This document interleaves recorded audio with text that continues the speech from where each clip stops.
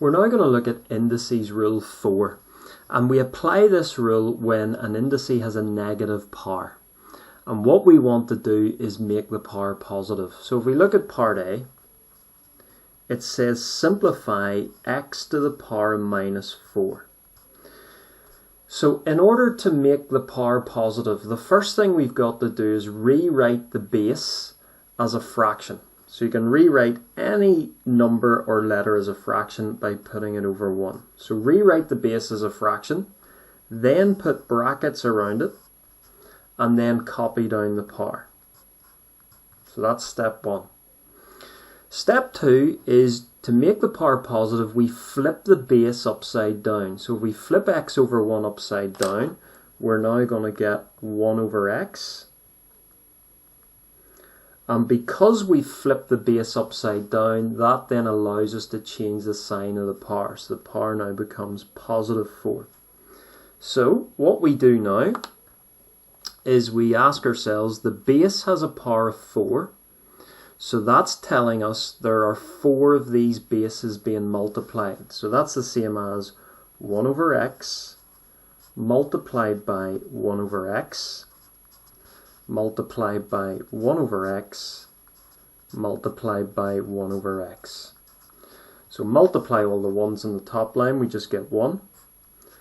X multiplied by x, well, is x squared.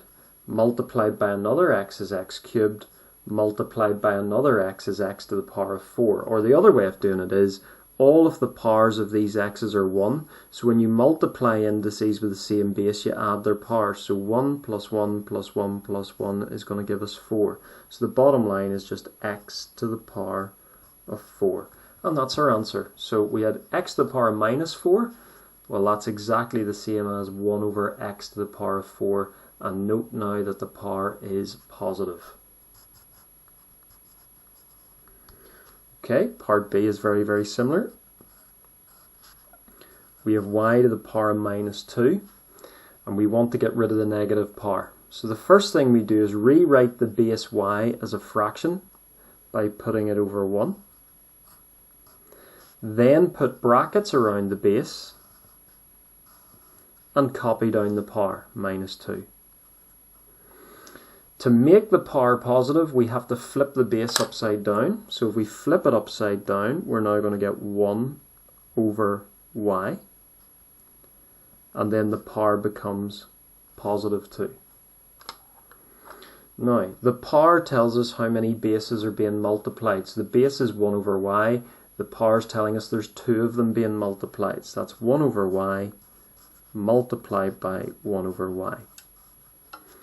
So multiply the top numbers, we're just going to get 1.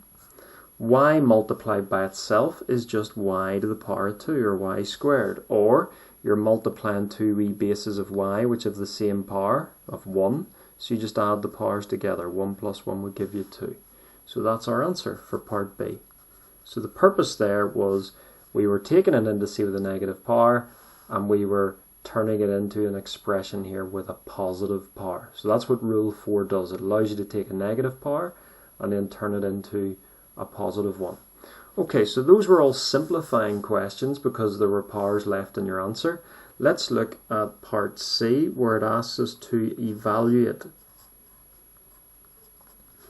Okay, so part C, we want to evaluate 2 to the power minus 3. Now remember, evaluate means there cannot be any powers in your answer. Your answer is going to be a numerical value. So the first thing we've got to do is take our base and rewrite it as a fraction. So we write it as 2 over 1. We put brackets around it and we copy the power down, minus 3.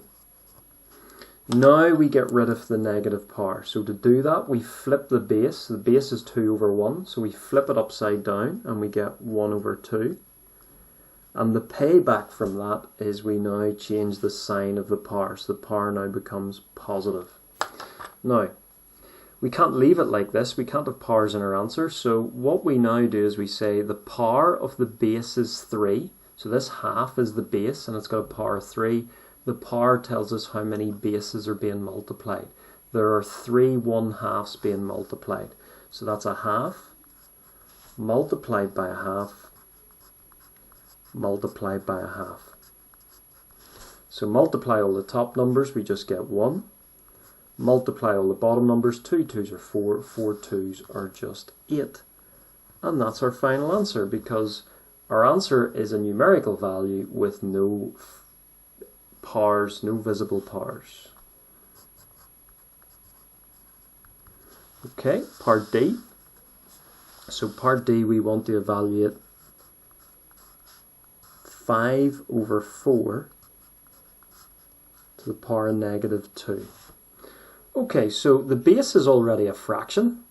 So what we do now is we're going to flip the base and change the sign of the power. So flip the base, we're going to get 4 over 5.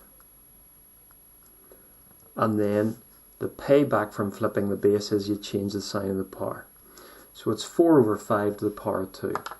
So the power tells us how many 4 over 5s are being multiplied. There's 2 of them. So we rewrite it as 4 over 5 multiplied by 4 over 5.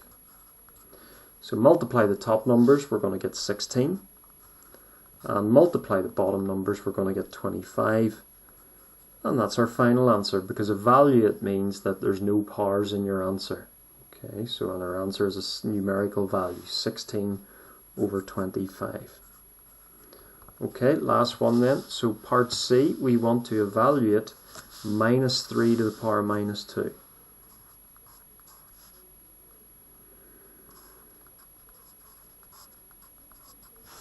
Okay, first of all, the base is negative 3. So we have to write the base as a fraction. So we put it over 1. Then put brackets around it. And copy the same power down. You always copy the same power down until you flip the base. Now we're going to flip the base upside down. So if we flip it upside down, we're going to get 1 over negative 3. And then we change the sign of the power. So the power is now positive 2. So the base is 1 over negative 3. The power tells us how many of these bases are being multiplied. There's 2 of them being multiplied. So that is 1 over negative 3 multiplied by 1 over negative 3. So multiply the top numbers, we just get 1. And then multiply the bottom numbers. Minus 3 multiplied by minus 3 is positive 9. And again, that's our final answer, because evaluate means there are no visible powers in your answer. It's a numerical value. And that's how Rule 4 works. That's how we get rid of negative powers. Turn the base into a fraction, copy down the same power, then flip the base upside down and change the sign of the power. And the power then tells you how many bases are being multiplied, multiply them, and then we put down our final answer.